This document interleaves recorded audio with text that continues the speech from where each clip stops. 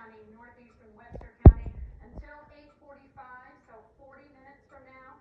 At 8:01, they saw a severe thunderstorm capable of producing a tornado again, like Wayne said, over Rogers, 13 miles south of Henderson, and they've got it moving to the east at 35 miles per hour.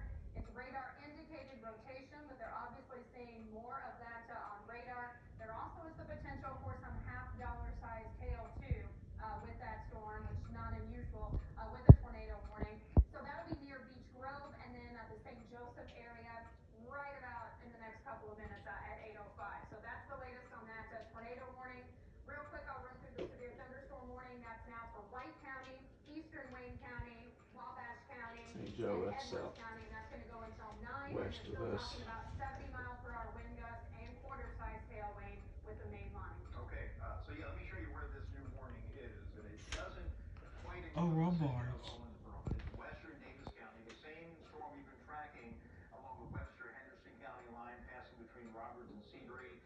Now that warning extended into western Davis County. Not a surprise there. That one actually getting a little stronger now. We're getting more lightning there on the northern end of that supercell, and so that could be more wind and circulation there on the southern end, which is very close